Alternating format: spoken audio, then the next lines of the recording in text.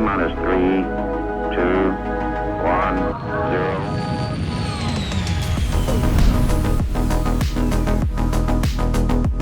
Hey friends, welcome back. You know what time it is. Launch Sequence Podcast is back this week. I am your sick Space Tomato, so my voice might sound a little weird.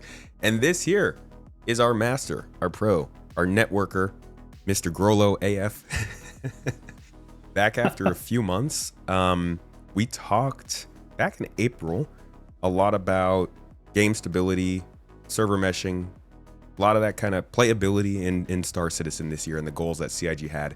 I wanted to bring you back around for a follow-up to look at kind of where things have gotten to since then. Are people actually experiencing more playability? Is CIG following through? But also to look at server meshing. Dynamic server meshing is a big topic going forward. Benoit just had a big show where he gave a lot of information to the community. And so I figured, why not bring someone who's a little smarter than me, who can turn these words into something more understandable, and maybe the community will get something good out of it. So thank you for joining me today, my friend. How are you doing? Doing good. Thanks for having me, Space Man. Thanks for the kind words. A little too kind, probably, but good to be here. Nonsense. I got to actually be on, have the lovely opportunity to be on this guy's show over on his own channel. Started up a bit of a podcast series like a couple months ago, right? Yeah. We did we have the podcast that's called Channel Chats now, but we did a series on hot buttons and MMOs. It was fun. Dude. Yeah. Nice. There's a lot of hot buttons in Star Citizen. You can't find a cold button, to be honest. It's right. A lot of good conversation. That's true. I'm glad that's going well for you, dude. How has the rest of YouTube been treating you over the last few months? Well, great. Keep getting new people coming in and checking things out, and the comments continue to be amazing. That's the part I enjoy the most is kind of the post video discussions. And I'm coming up on my 1 year anniversary, October 15th. It'll be 1 year since I started it. Congratulations, dude. Thanks. The post video discussions, like in the comment section, at some point throughout this YouTube career, they flipped from not flipped, I would say, diversified. Yeah. Went from being just like really passionate discussion about what was going on to more of a place to vent a little bit. And it's good times when it's sort of just nice groups of close discussions like that. Yeah, it's good to have. Yeah.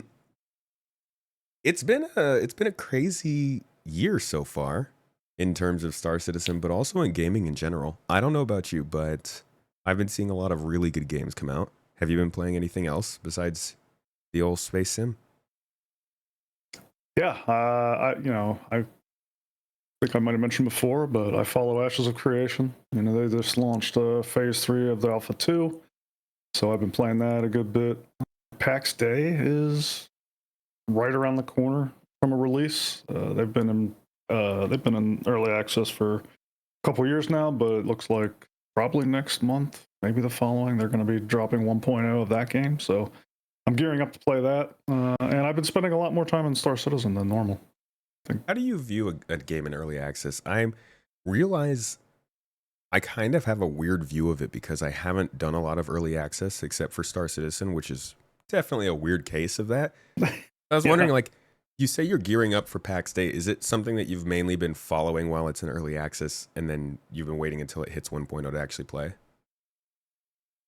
Oh, I played it in early access whenever it first came out. I spent probably a month going pretty hard on that game and figuring out all the systems, and then, the first wipe happened, and I'm like, okay.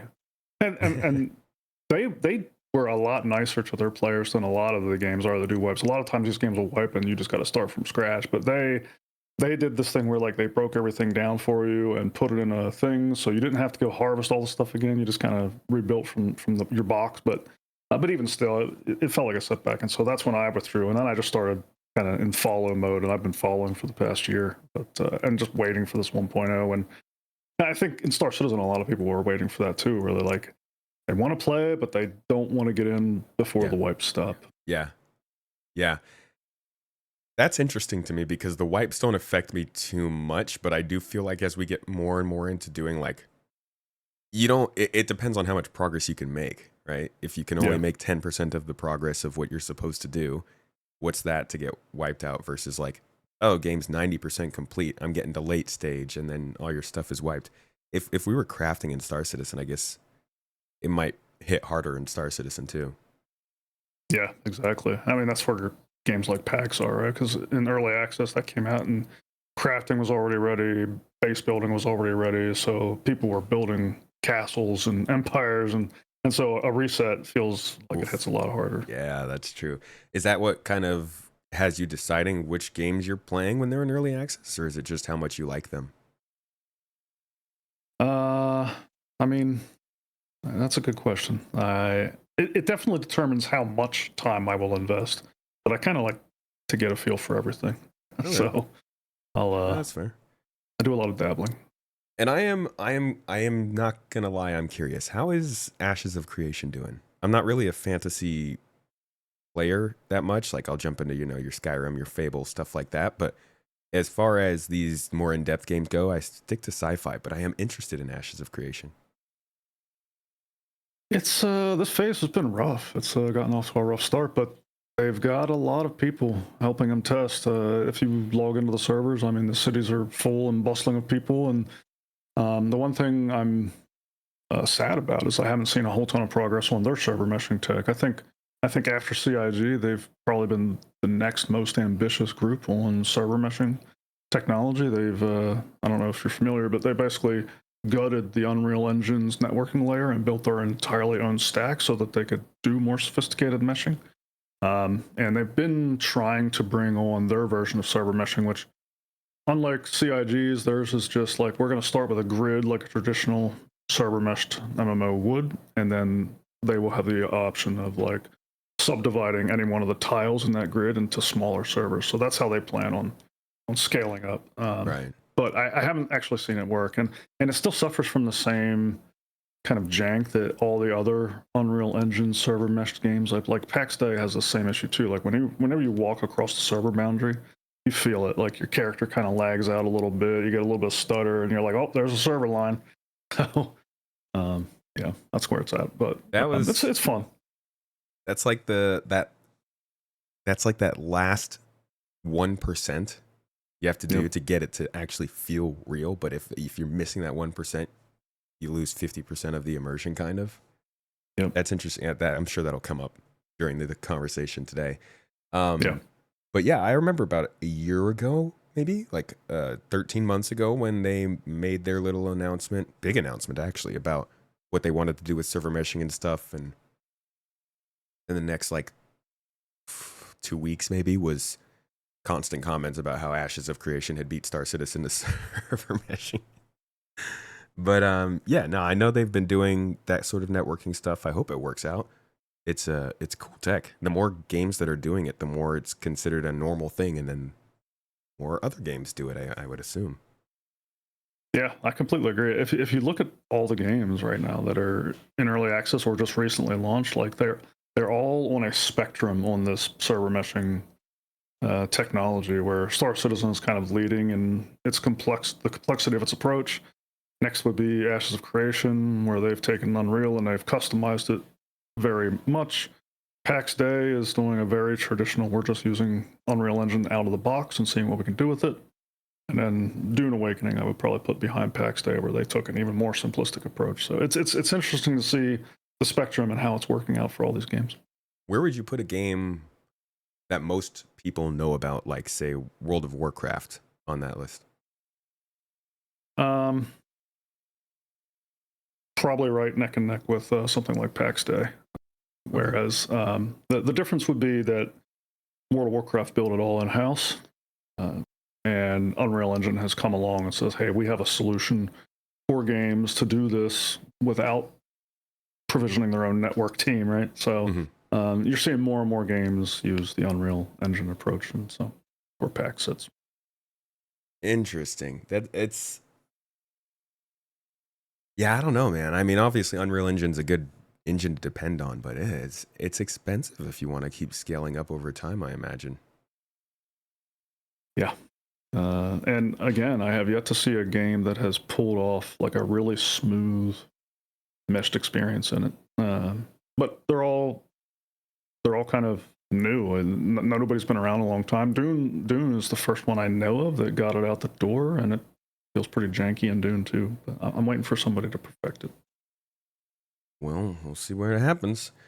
Why don't we're going to start to get into conversation about how this all, goes back to Star Citizen, of course, folks. How about you let everybody know kind of your background in this technology and why you might know a little more about this than the average person? How much time you got? You just, the rest of the podcast, you could just tell us where you came from. A little life story. Oh man, I've been doing this for 33 years. I can't even believe I'm saying that.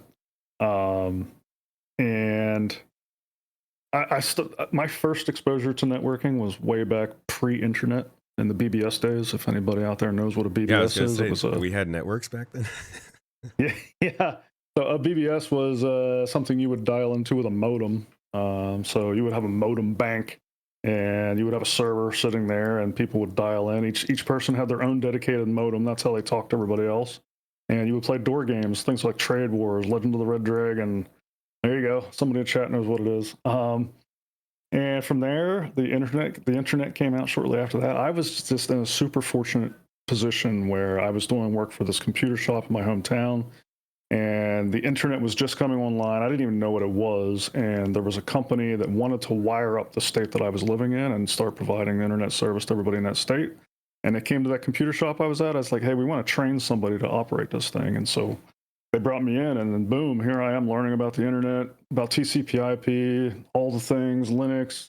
That was the end of me running Windows for a couple decades, and from there, yeah, my career just kind of grew from there. I ended up working for a carrier class networking company. We were rolling out telecommunications and data services to all the state agencies in my state, and then I went to Silicon Valley, and I was working for big tech companies out there doing like real distributed computing and data ingestion, and learned all the ropes there. And hopefully that's enough background. I don't want to bore you too long.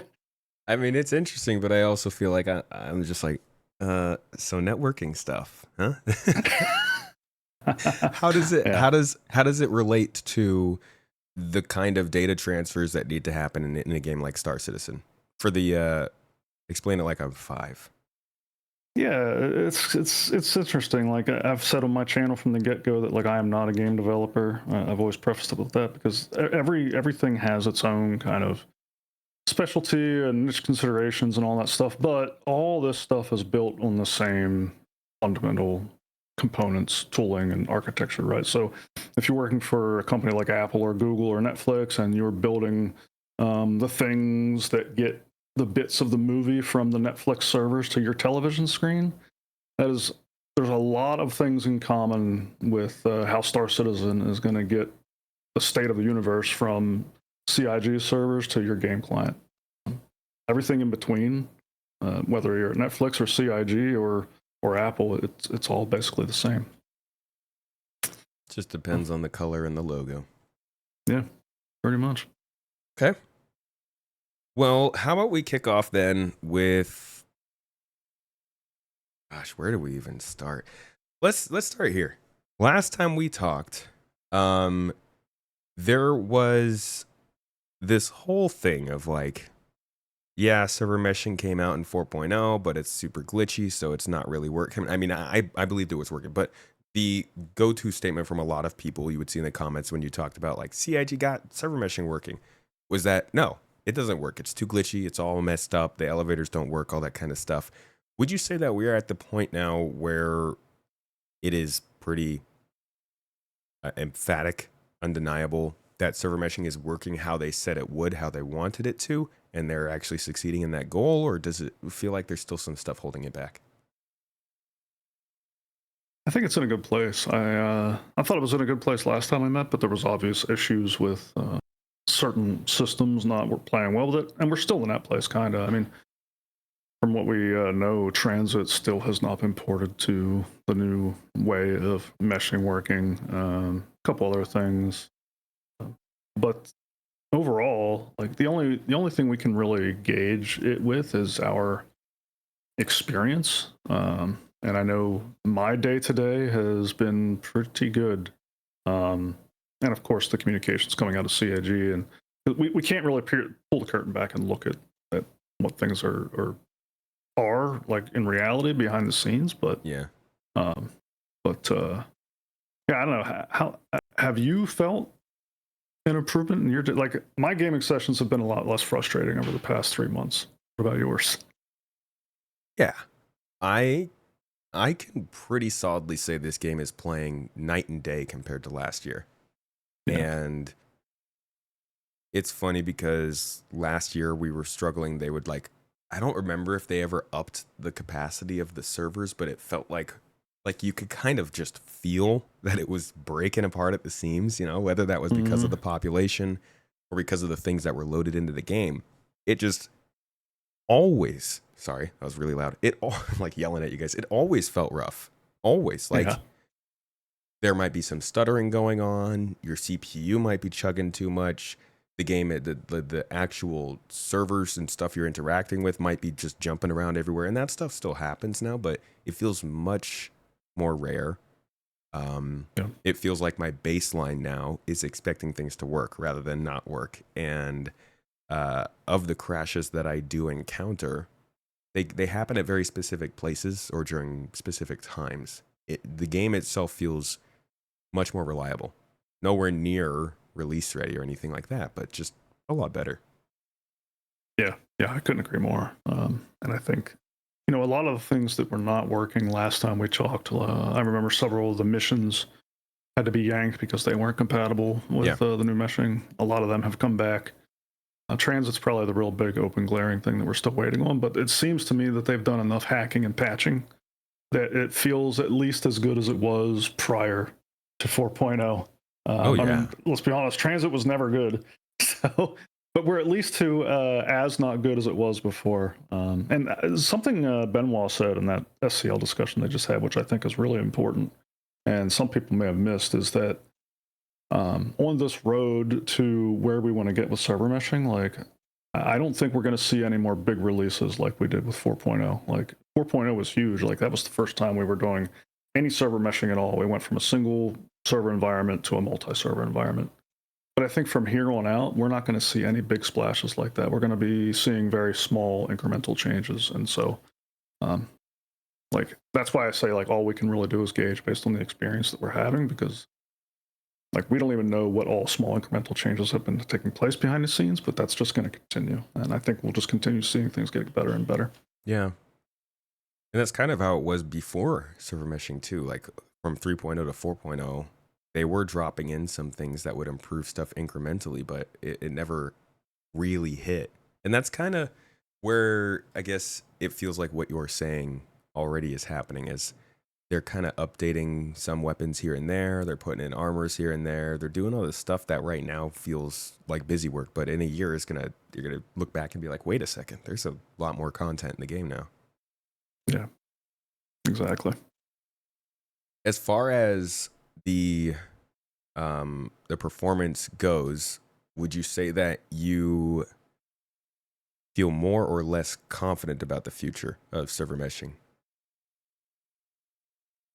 I've always probably been one of the more confident people out there, and I think that has continued. I'm not seeing anything that would reduce my confidence. I think, CIG continues to prove themselves capable in my eyes, and not that I'm in a good place to judge that again. Obviously, I can't go to their office and peer over their shoulder and see what's going on. But from the vantage point that I have, they're giving me confidence. Yeah, I'll say I don't know really what I expected before we got server meshing, but I'm very glad that it's working. I'll just say that much. I'm not sure. It would have been bad. Yeah. It would have been bad. I that was always the point that I was like, okay, so they can most of the way figure out how to get around gameplay stuff, but when it comes to something like server meshing, like the back end of the game, you kind of got to make it work or you're going to have to start making some big sacrifices. And I'm glad they've gotten this working, but I guess now the question is, can they scale it up to meet the goals that they wanted to?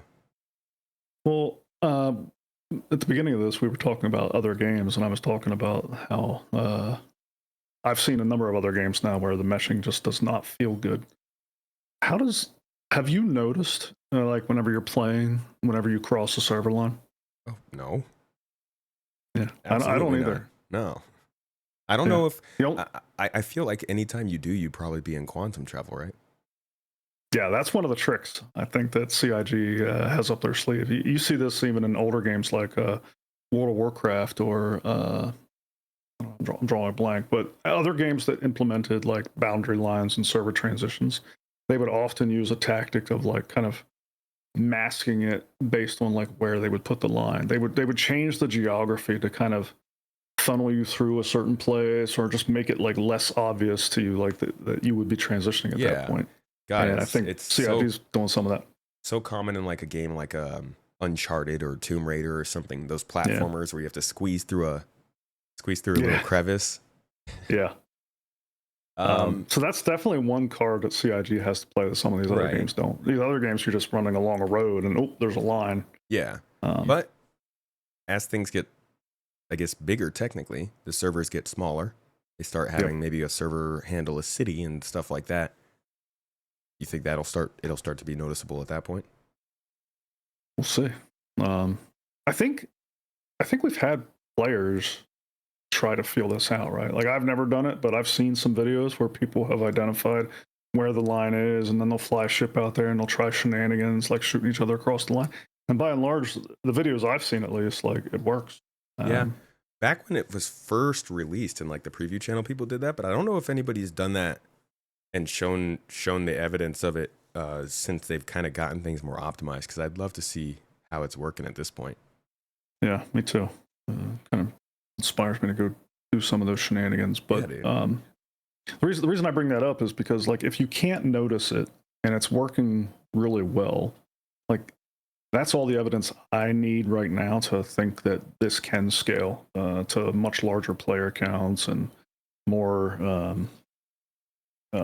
whatever we were just talking about before, because the changes that have to happen for distributing the load across more servers and bringing some elements of dynamic into play, like that's all behind the scenes stuff that we're never going to see. And if they can deploy, I think Benoit called it a territory map. If they can deploy a territory map now and map these servers to it, and we can be transitioning and everything's working fine, well then tomorrow, whenever they double or triple or quadruple the number of territories, like they said, is kind of the next step, and they start spinning these boxes up and down, like again, we're not really going to notice anything different. If we can't notice a transition today, we're not really going to notice it then. And all we're going to know is there's a whole lot more compute in the universe. Yeah. That's kind of where I'm at. That's true. So the limiting factor probably then is how many servers can they spin up for one shard, because it gets expensive if you're putting 4 servers across Microtech. But see, this is a point, this is kind of a sidetrack, folks, but this is a point that keeps sticking with me. Okay, one of the most interesting things they've been talking about adding to the game is Starkitecture. This method of making a bunch of points of interest based on their libraries and spreading them all out throughout planets, because they have the new planet tech and they have server meshing that allows them to put more points of interest down. But I'm like, they're talking about thousands of points of interest on a planet. So if we're saying on average we have 30 to 40 planets at Star Citizen 1.0, and then let's say conservatively 7 of those planets are really heavily populated, that's still like 20,000 points of interest, which is a lot of servers. Does that sound like a realistic path forward for server meshing to you, that they would need to spin up enough servers to cover that amount of content to each shard? Well, I don't think that's how it's going to work. And I think that's what Benoit was alluding to when he talked about kind of the next step in the journey to dynamic meshing is the ability to dynamically spin up and spin down servers associated with a territory, right? So let's just say, Star Citizen launched without dynamic meshing, and we were in this next stage. So right now, they give us a territory map. They break the universe up into 6 zones, and they assign a server to each zone. and that's that. We got 6 servers running all the time. Well, the next stage is auto scaling, and so what that means is they deliver us a territory map that's like 100 zones, right? But you don't have 100 servers servicing those 100 zones. What you have is maybe 8 servers servicing 100 zones, and depending on where the players go, the load balancer will say, okay, there's no more players on Hurston, so we spin that server down. All the players have migrated to Microtech, so we spin that server up. Right, so it's kind of like what's that game where you push down one peg and another peg pops up? Kind of like that. Like that's the next state of server meshing. And so in that world where you have 20,000 POIs, you may have a territory map that is 10,000 territories, and they may say, hey, we don't want to run any more than 20 servers at a time. And so the system will figure out which pegs are popped up based on where the players are at. That's kind of the idea. But can we spin up so many servers in a close proximity that it just gets overwhelmed in that case? Could. Yeah, we could. I mean, I've done videos on that topic as well. That's where dynamic server meshing will face its like test. It's not scaling out. Like that's the easy part. It's zooming into like one area and trying to shove a bazillion people into that one area, and if the system tries to assign too many servers to that area, that's where you run into trouble, and that's where they're going to need. Yeah, I do wonder pressure valves. I wonder if it's our computers that'll give out first or theirs when that stuff. That's a good question. Okay, so this is kind of alluding to, I think, what he was saying makes dynamic server meshing so special. Let's talk about the final form of this game backend and kind of what makes it unique. He talked about this tree structure that would allow for you to have a server overlooking a large area and popping up smaller servers within them. Can you maybe break that down even further than he did, or describe it how you see it? Yeah, so it's servers nested inside of server. And this is what makes the dynamic server meshing that CIG is developing so interesting.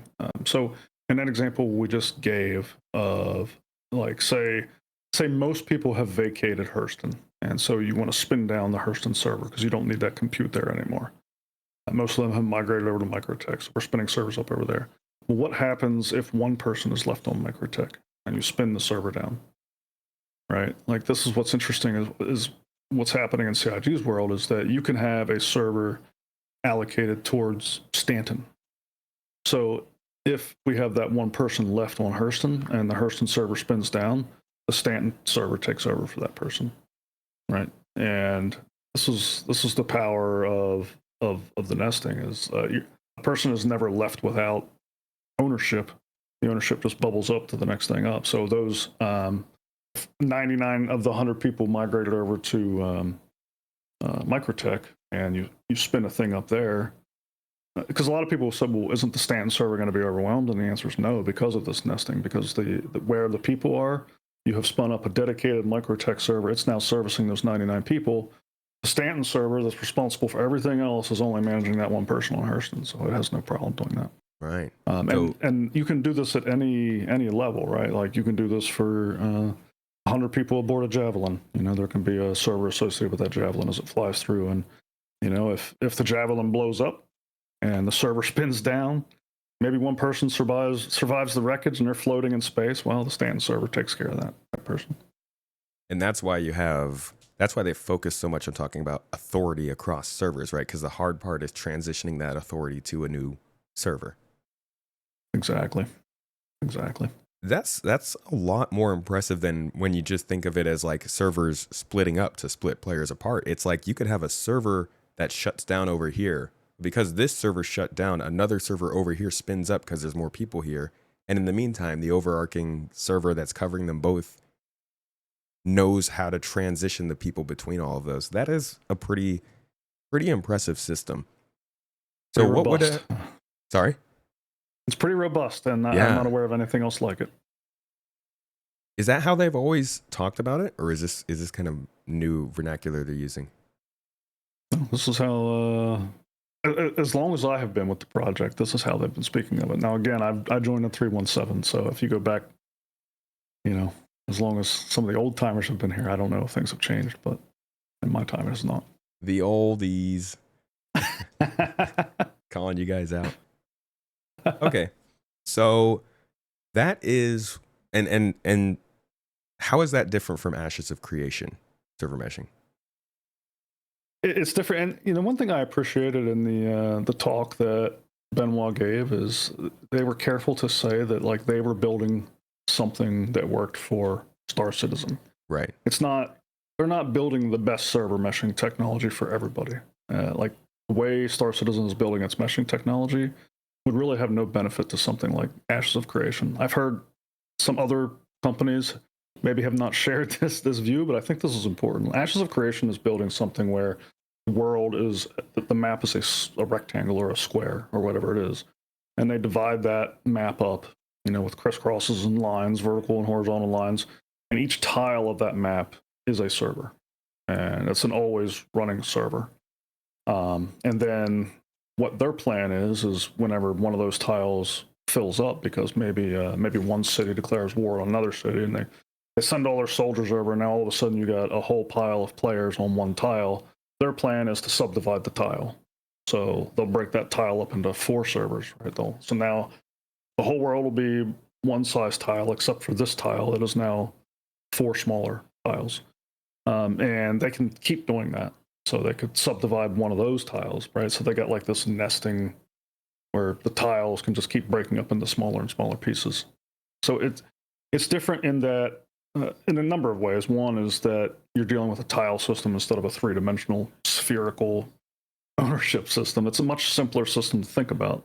Mm-hmm. But the other thing is that the game servers in Ashes are handling the state replication, right? So like when a player transitions from one of these tiles to the next tile, what's happening is the player was connected to the DGS or the game server that was powering that tile, and whenever they move to the next tile, their client is actually reconnecting to the new game server that is powering the next tile they just moved to.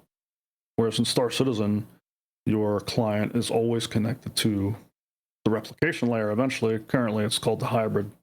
And whenever you transition from one area of ownership to another, your client's connection does not change. You stay connected to the... Right. So the replication layer is really where that's the secret sauce. That's the secret sauce. Nice. That's what enables this whole thing. Without it, like, this wouldn't even be possible. Very cool piece of tech. Or maybe it would be, but maybe with a little more jank. I don't know. We've got enough jank. Thank you. We'll stick with current jank amount is perfect.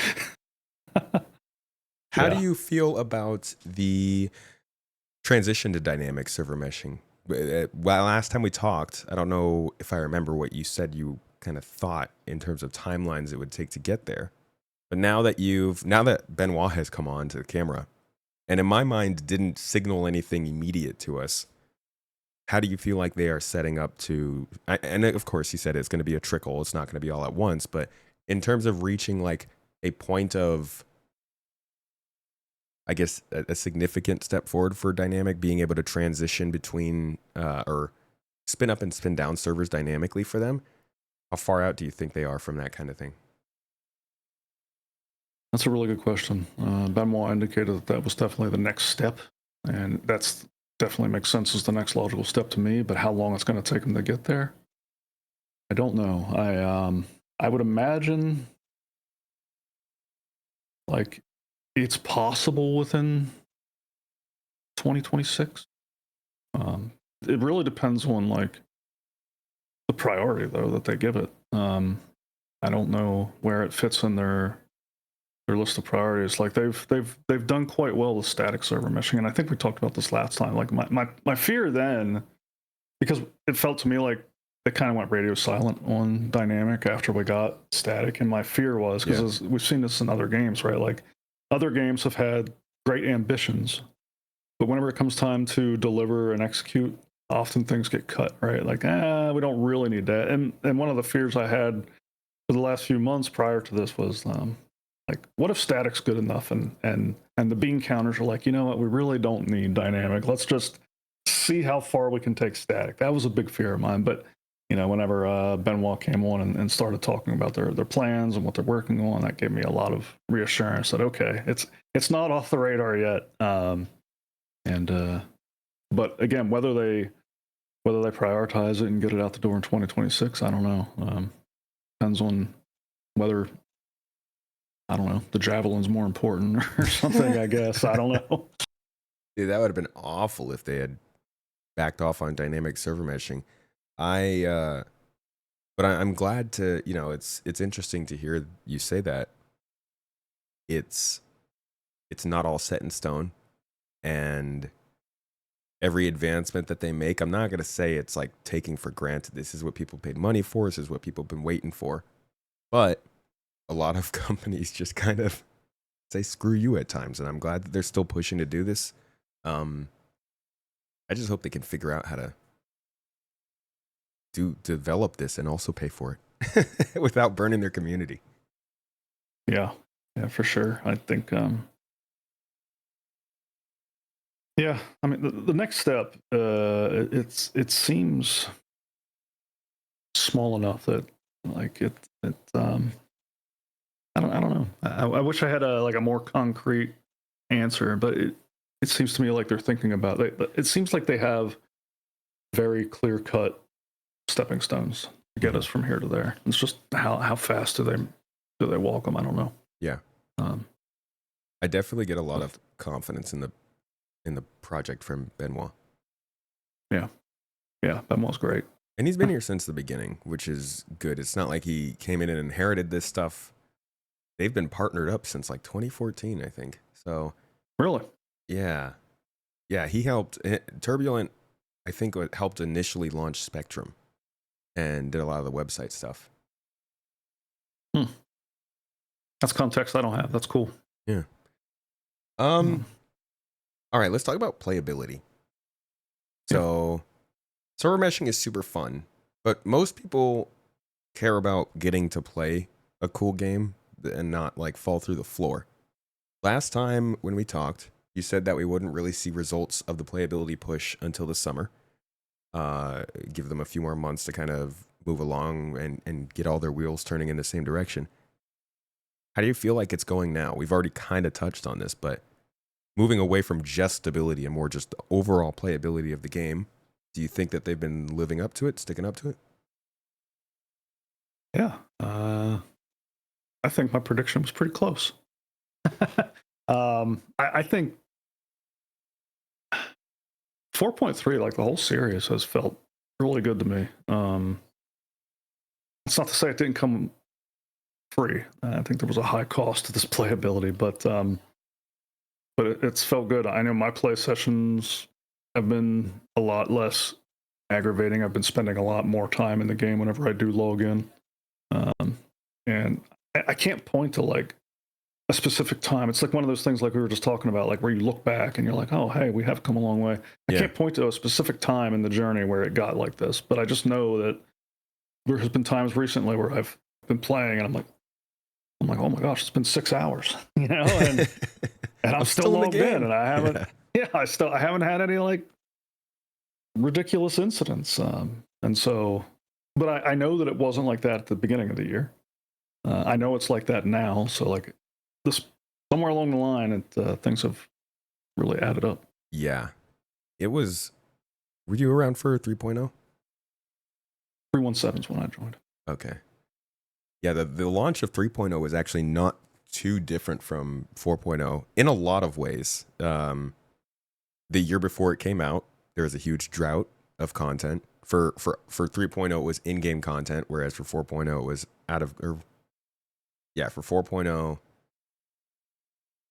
I guess it was like a drought of information before 4.0, and then 3.0 was like a drought of updates. We didn't get a single update for a year. Once those patches did come out, both of them really hurt the game in very angering ways. But the difference was that 4.0 seems like it only took maybe 5 to 6 months to really reach the same level of performance as before it dropped. 3.0 took like 9 months, 10 months to get to that point. So I would say they did a lot better in recovering here and getting to a state of playability. Yeah. Would exceeded my expectations. Would you say that it's adequate for you, or do you think they still need to do more this year to reach the expectations I they hope set? not. I hope not. Adequate for release? Absolutely not. We got a long way to go God, no. before that. Yeah. Adequate for like getting in there, enjoying the game, and testing it, which is really our job. I think so. I'm eager for them to get back to some feature development. Yes. Oh man. That's why I say like this did not come for free. It came at a high cost. I think It did. It did. You know what I It's, find funny too is a lot of people used to say, "Stop adding new features." You know, we just want a game. Just make it work. Yeah. Stop adding new features, and then they start Yeah. not adding. I get it. Some people, when they say that, they mean different types of features. I'm not talking about everybody, but I do feel like a lot of people would say stuff like that and not realize just how important it was that features kept getting added. That being said, I do think we're in a better place now than we would have been if they had just kept going gung ho. Yeah, I agree. I think it was the right decision. I'm sitting here now thinking like, man, I can't wait to get back to feature development, but I'm also enjoying my playtime more. So there's pros and cons to everything, right? I say that all the time. Like there's no best approach on this stuff. It's all pros and cons. Yeah. One of the pros we've gotten with this whole push is like, well, yeah, we've sacrificed features, we've focused on stability and playability, but we've also got a lot of content. What do you think of the stuff they've released so far this year in terms of actual in-game activities to do? I'm probably the bad person to ask on this one. I'm a little biased. I'm not much of a content person. I think it's good. I think the work they're doing is good. I've been impressed, especially with the what do you call it, the levels they've put out, like the new ADS or ASD facilities. I think they look great. The Onyx facilities that came before them, I thought they looked great. The weather effects look fantastic. That kind of stuff is really cool. When it comes to like doing missions for the alien Wicklow, I don't know. I'm kind of checked out on that stuff. Oh yeah, I haven't touched that. And like even the ASD missions, like I go in to see the facilities and that kind of thing, but like the story associated with it, and I don't know, that stuff doesn't really interest me. Like I'm definitely in Star Citizen because it's a sandbox. I'm here to build things and do that kind of stuff. So the story is like, it's all right. So would you say that's kind of, is it the kind of thing that you're staying away from for the same reason you said earlier, where like putting more effort into that makes it worse when it gets wiped, or you just won't do this kind of stuff even when the game's released? That's part of it. And I expect that whenever the game does release, there's going to be a main story of some sorts that will kind of onboard players into the universe. And I would expect that some of the stuff they're rolling out now might be part of that. And I certainly don't want to do it twice. So that's definitely part of it. But even whenever 1.0 does hit and there's a main story associated with it, like I'm the type of person, I'm going to race through that as quick as possible so I can get to building some kind of a industrial empire. Yeah. Putting together our pharmaceutical farms, huh? Right? Exactly. I mean, what about you? Like, I know you do the sandbox stuff too. Like, are you an enjoyer of the story? I'm weird, dude. I don't know how to play MMOs. Okay, this is my first MMO, and I am just stumbling through it. I love to cover this stuff. That's why I'm like all about the feature development. But when it comes to getting into the game and like coming up with things to do on the sandbox, I'm just so brain dead. I'm trying to work on it because it does really excite me, but it's hard for me to come up with interesting things to do in games because I grew up so much on objective-based games. That being said, I've been enjoying what they've added, not necessarily for the story elements. I think the ASD story is pretty interesting, but like for example, Hathor is one of the more exciting places they've ever added to this game, and this is probably where I do start to lean into the sandbox. Is I will boot up the game, hop in a ship, get my supplies, and fly out to Hathor without any goals, without any idea of what's going to happen. And when I sit back and think about why I enjoy that, I realize it's for the same reasons I enjoy watching people like The Running Man or JLK play DayZ, because you can watch them run into a conflict or run into something going on and make a story out of it and see where it goes. And I think that's what people like so much about sandboxes. But it's not something I've been able to do in Star Citizen before, because you can't go anywhere where you may or may not find players, but you also will have a challenge that the game gives you. It was always one or the other. It was like you were going to a place where there was guaranteed PvP, and if there was nobody there, there's nothing really for you to do. Or you're going to a place where you know you're going to get a mission, but players will never really show up there organically.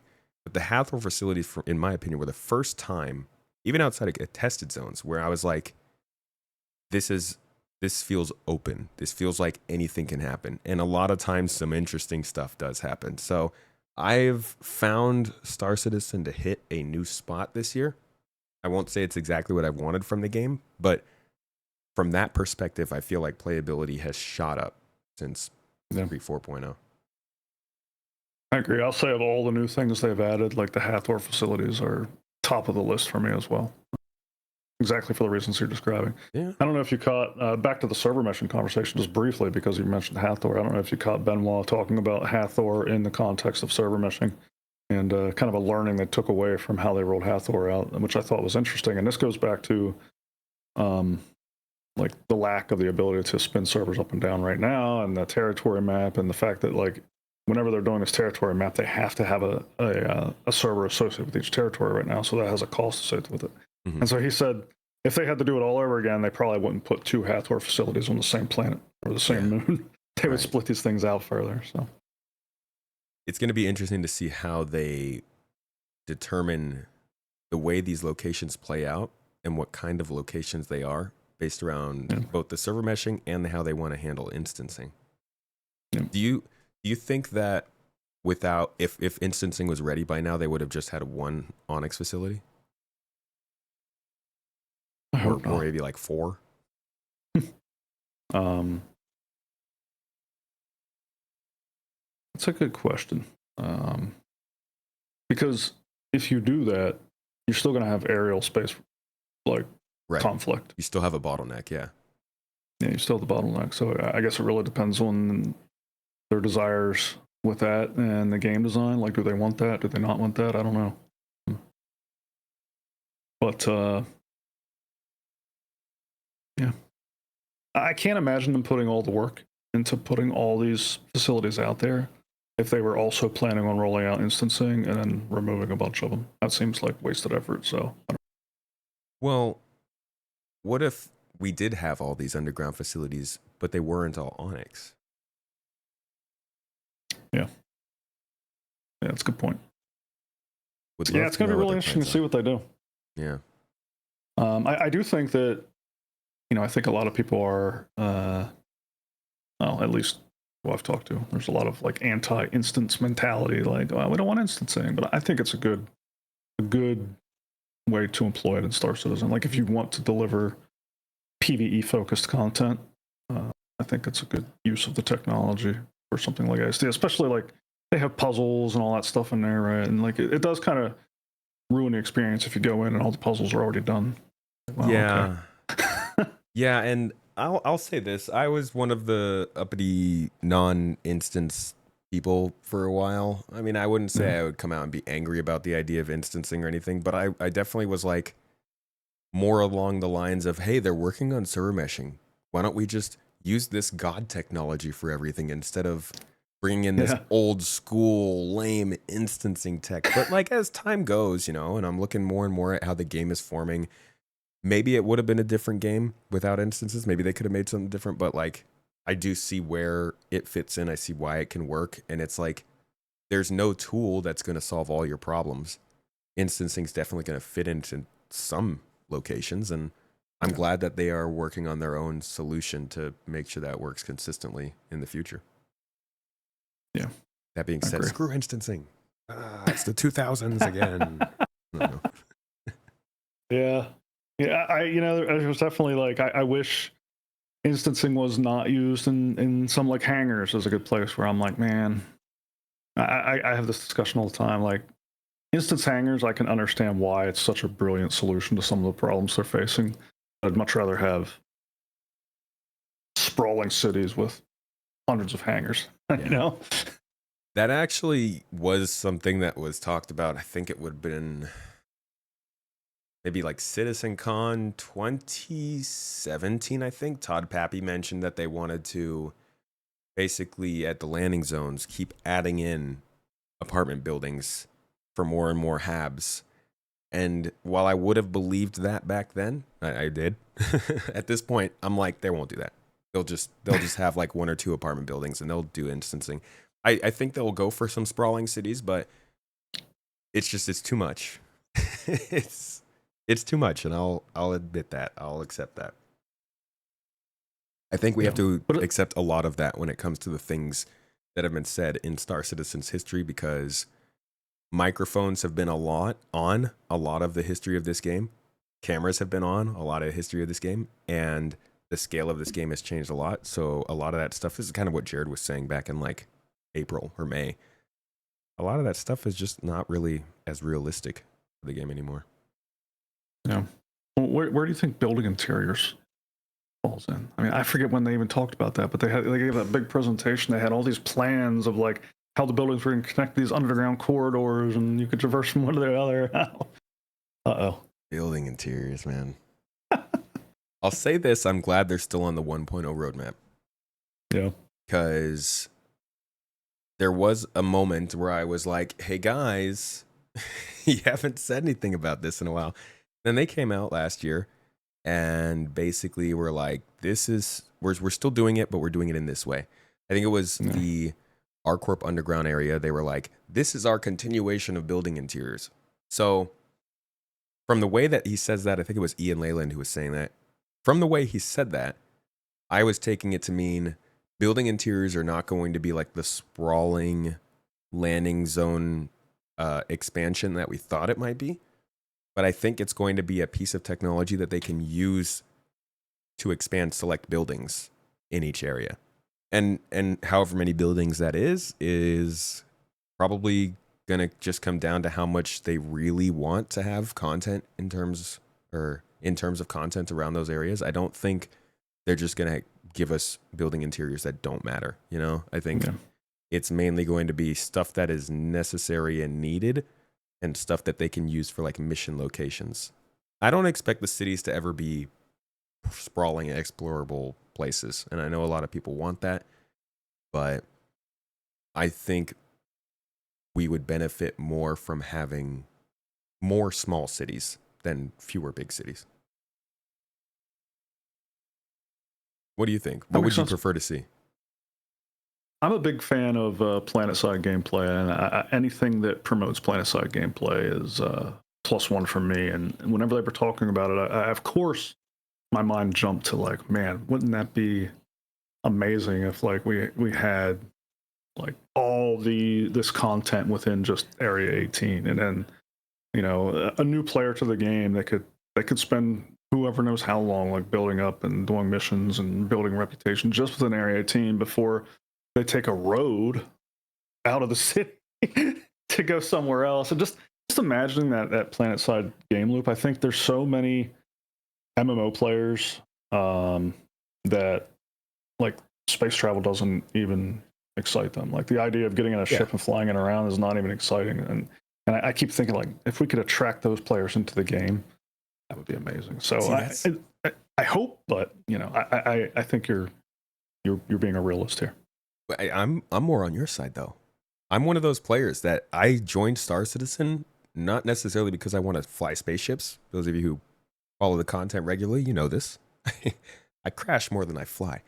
No, I joined because I like being on my own 2 feet in a sci-fi world, and I think a lot of people do. I think that's why this game's attracted a lot of people, and I think there is an underestimation for how many people are in that boat. And you're right about that. That like many people do want to do that.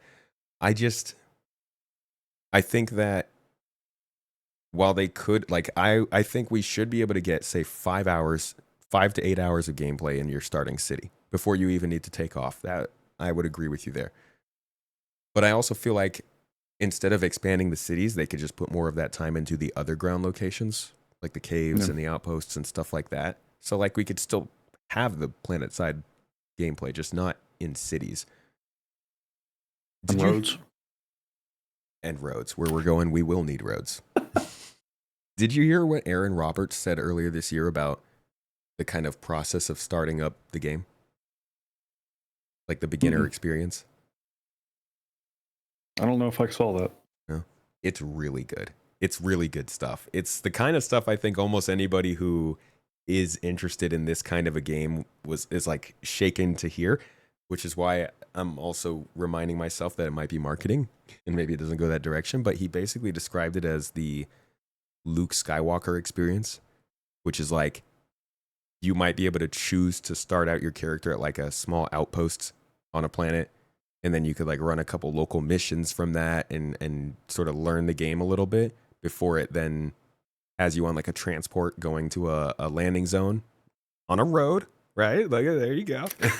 and then you get the chance to like see your first spaceship and choose to fly out into space from there, and like just that slow epic progression of, oh yeah, you're playing in an outpost and it's real cool, but check out this city. Oh, but wait, you could fly your spaceship and go to another planet and do the same thing. And it's like, that's how they need to start the game.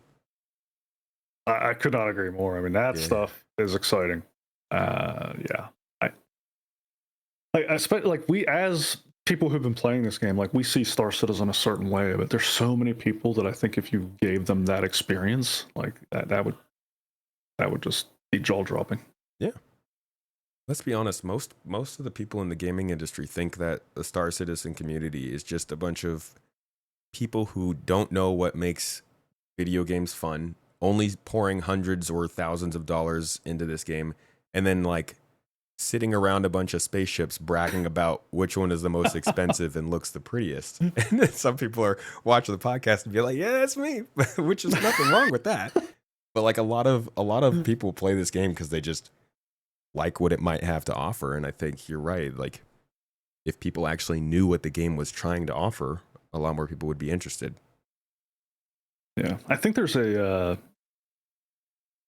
a sense of like not having limits that is appealing. And like if you start somebody in the dirt, like on the dusty back corner of Hurston or something, like in one of these hut communities like you're talking about, like the Luke Skywalker experience, if that's your starting point, then the ability to like take off and land and go through wormholes and explore asteroids and moons and all, like the ceiling feels so high from that starting point that it would give you that immersion and sense of limitlessness. You know what I mean? I think that's what would really capture the imagination. It's like real progression. Yeah. I want to make a hard shift from here, from this exciting speculation and freaking fairy town land. I love it. I love those segments. Don't get me wrong, but I want to talk about persistence, because I think this is one area that is still holding this game back quite a bit for a lot of people. We're still at the point where you can just not have the stuff that you had in the previous patch, even though CIG has said that they are trying their hardest to not do any more wipes until that 1.0 wipe. Do you think that there are some serious concerns with the database and the persistence in this game that might lead to them having to make more sacrifices to meet that goal? Which goal? Of basically just having everything persist all the time. I guess not all the time, but across servers, in between sessions, you know, you drop, I think the coffee cup is out the door, to be honest, but you drop something somewhere and at some point in the future, somebody else can find it, so that they're not just wiping things off the database as soon as they're dropped, you know, and a server is shut down, but the game still feels like it persists over time. My understanding is that there's a couple different things at play here. I actually didn't know that the coffee cup was off the table. It's been a while since I tried. Oh no! They didn't say it was off the table. That's more me getting ahead of it. Maybe it's not. You know, maybe it'll happen. But I do understand that they've increased the the calling of those things and Right. implemented things to clean up things that have been left behind. And so like I could definitely see that it seems, because I know when they first rolled out Pez, like a lot of people were experimenting with that. They would drop a little thing on a moon and then they would fly away and they would come back later and it was still there. I don't know if you could repeat that now, because I know that they've implemented a lot of calling and cleanup and all that stuff because the overhead that was placing on the system. That doesn't tell me that it's off the table long term. It tells me that they're not really ready for it yet, but it could definitely come back. And I think they're just going to have to get more sophisticated with that logic. Like now, it might just be they're cleaning up everything after a certain amount of time. I think at some point they're going to have a lot more sophistication around, like, you know, is it worth keeping a coffee cup for a year? Is it worth keeping a crate for a year? You know, maybe the location matters. You know, if you're out in the middle of nowhere, we can retain some garbage to make it look lived in. But if you're next to a landing pad, we get rid of stuff pretty quick because it makes sense, right? There would be people out there cleaning that up, but there's not going to be somebody out in the middle of a swamp cleaning up cups. So I'm hoping that we see some of that kind of sophistication evolve, and it doesn't surprise me that they don't have that tooling and sophistication yet. Like that would definitely not be a priority. So Yeah. that's where my mind is at on that kind of persistence. Now there's another kind of persistence, which is the entitlements and the you know, hey, you just did a patch and I lost a ship, or I lost this or that, and that. I don't think that has anything to do with Pez. I think that has more to do with their long-term persistence storage, which is my understanding that is not in the entity graph. That is in their the global database. I don't know why we're losing that stuff. It just seems to me like they have something in their like migration system, because usually whenever you're rolling out game patches, like your data structures underneath are usually changing, and that involves running scripts that migrate the data from one structure to another. It seems to me like they just don't have that process down completely right yet, and in that process of migrating from one data structure to another, they're losing stuff, or things are becoming unassociated. I don't know. I can't really guess as to how they're losing it, but it seems to me they got some work to do there. Do the problems they're running into to you just feel like it's early? It's probably going to trigger people for me to say this, but to say it's early days for the tech. Yeah, it does, because that's just how software development goes. It's, you know, things are changing rapidly. It doesn't always make sense to keep up with all those changes with a super stable underlying thing. Like a lot of times, like we don't have a sense of when some bit of code is going to stabilize, but they do, right? They know where they are from point A to point B, and the closer they get to the end, I think the more energy they would be willing to spend on making these things bulletproof. But when you're early days, like you just said, like it's going to feel like a waste of effort to them, and it's going to upset us either way. So, You know that. Well, going back a little bit to the whole coffee cup thing and the culling and everything, I think Benoit had said something in the Star Citizen Live episode about them wanting to specifically choose things that would stick around for longer. So it does seem like they are thinking about that, if I'm remembering correctly. And I just hope that, excuse me, I hope that when this game releases, I can get into like a big ship crash. Like, how cool would it be to crash in, I don't know, a Carrack with your group of friends? You guys survive for a bit, you use the place maybe as a shelter, but eventually everyone dies. So nobody really wants to go back there because it was really far away from all your spawn points. If God knows how they're going to handle all that. But like nobody goes back to this place. You all are 2 star systems away. It's a dangerous place. Oh, well, it's not worth it. I would love to be able to return to that like a month later with a new group and actually find our stuff and be able to retrieve it and get it back and maybe even expand on that location. And that's the kind of gameplay that I imagined when I looked at their combination of persistence and open game space development, like the whole server meshed environment and the idea of spaceships and multiplayer and physical interactivity, all the things that make this all sound so impressive kind of combined into those sorts of scenarios. And that's why I always loved Star Citizen. And I really hope that that's the kind of stuff they can still do with what they're doing. That's It doesn't have to be perfect, doesn't have to be amazing, doesn't have to blow the lid off the whole gaming industry. But that's kind of what we backed for, right? Yeah, I think the scenario that you're describing is exactly why PES excites me, and I think that dream is alive and well. And I missed that part where Benoit said that they're thinking about what they want to retain and what, but that gives me confidence too that they're thinking along the same lines I am, and that what you really want to achieve. It's not a binary thing. It's not that we want to persist everything or we want to persist nothing. What we want to do is create really immersive and interesting opportunities for players in the game, like really cool experiences, like what you're describing. And everybody, I can't imagine anybody would disagree that would not be awesome. You need something like their persistence and their energy streaming to pull that off, but that doesn't mean you want to give that treatment to everything. So yeah, coming up with a way of determining when it merits the overhead. And I think a lot of the problems that they are having with it are density related. It's like whenever you get too many objects in a certain area, but like, and that's why I think what you're describing is not off the table, because if you crash in a remote swamp on some moon or whatever, like, and your ship explodes and a bunch of packages fall out or boxes that you might be able to come back and see later, that like that alone would not be a density problem. Now, if you have 100 ships crashing in that area, now you got a problem and you got to start doing some calling. But I think your situation, I think that's still a very real possibility. Gosh, I hope so.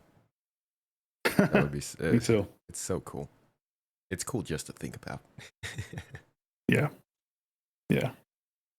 I want it too. I want it for like, I want to stumble upon derelict player ships in asteroid belts that we can salvage their stuff and steal their components and take it back to our base and use it to construct whatever we're building. And I want to see a battle in space and know that we can send a team to the planet surface below where that's happening and look for stuff that might have fallen out of the sky. That would be so awesome. Hell yeah, man. What else are you excited for coming soon to the game? I mean, it sounds like base building and crafting are really big ones for you, but what else is looking like it could be? I don't want to say soon. As far as CIG is concerned, though, I guess soon. Yeah, those two cannot come soon enough, but I don't expect them, obviously, this year. So engineering, I'm excited about engineering. I said earlier about how, stories and that type of content doesn't excite me. Systems excite me, and so engineering is probably the closest thing. I'm surprised I'm saying that. I remember feeling last year we were going to get it at the end of last year, and here we are a year later, and we're like, yeah, well, engineering soon. But it sounds like they're just kind of waiting on the Vulcan stuff to come off the PTR before engineering goes on. So I'm hoping that's a good sign. And because one of the things I've been talking a lot about recently is multi-crew, and I'm hoping we get a lot more incentives to multi-crew big ships. The whole solo Idris has been a real thorn in my side. Yeah, I'm hoping we have something coming online soon to take care of that. And engineering is one of those things, and so engineering really excites me. That and the inventory overhaul, that looks cool too. That would be fantastic. Engineering would you say engineering is the biggest gameplay system in the game? Could be. If you include the things that they kind of are depend on it, like fire hazards, life support, gravity, all that kind of stuff. Yeah. I guess it depends on what the borders of engineering are, but if you include all the life support stuff and gravity and oxygen and fire and all the things, and I don't even know like where Maelstrom fits in, but yeah, I think that has some intersections with engineering. I mean, it's a huge system. It might be the biggest system, and I'm hoping that it coming into the game does actually have a significant impact. Not in the way a lot of people are like worried about, that you're going to be able to not fly big ships solo anymore, anything like that, but everything in this game feels so centered around combat. I think a lot of people will agree on that. It would be really nice for engineering to come in and skew perspectives more towards thinking about resources, about power and oxygen and water, and like the value in those, and maintaining those and transporting them and all that kind of stuff, because that's what makes space different, is like the lack of resources. And so I'm really hoping that the scale of this system is reflected in the way that it actually enters the game. And now that they've taken this time to work on it so much, gosh, I hope that they have like missions and stuff that actually tie into it. Yeah, absolutely. Do you think that Yeah. do you think it's going to be bad for a lot of players, like people are thinking? I don't see how. I mean, it goes back to your expectations, I guess. If you expect to be able to fly your Idris solo, I guess it's going to be bad, or could be. But I don't know. Like we haven't seen exactly how it's going to impact things yet. I mean, I've seen SCLs where they've said like their goal is not to, have some artificial thing where things are just breaking constantly all the time, and you gotta like have someone kind of running around like with a mallet just banging on walls. I don't think that's the goal. And so but as you engage in combat, things could start to break, and it's going to be painful if you don't have somebody there to help you. But if you're just kind of tolling around, doing some mining or whatever, I don't expect that's going to be bad. Yeah, I think I'm right there with you. I like to play with other people, so I'm very excited to see how it spices that up. Like you said, the resource management. I love the idea of having to prep before going out and doing things, making sure you're bringing all the necessities, like loading the box. I love that stuff. So it's going to be cool to have more reasons for that. Yeah, man. I am looking forward to checking back in with you once we have that system to hear what you think your thoughts are there. Also, by that time, we'll probably be hearing more about dynamic server meshing, so that'll be a good checkup as well. At this point, though, how are you feeling overall to wrap things up about the progress that Star Citizen is making towards being a fully realized MMO with the actual size needed for a community? Large shards, high player count, dynamic server meshing. Are they doing well to get there? I think they are. I would describe my feeling as very bullish. I like that. Very bullish. Going to the moon, folks. It's happening. All right, man. Thank you so much for this talk. Thanks for helping to introduce a lot of folks, I imagine, to the more in-depth descriptions of this tech. But thanks also just for hanging out and chatting about speculation and stuff. We got off the rails, and I love that. I love when I can get into what I wish the game could be, because we spend a little bit too much time sometimes talking about what it's not. And nice to look forward. Anyways, thanks. You want to let the folks know where they can find you? Pretty much just one place, youtube.com/@Grolo, just like it's spelled on the screen here, GRL hello -AF. -AF, that's a good. And what kind of content are you putting out on YouTube? Yeah, it's mostly Star Citizen, but we touch on some other stuff too.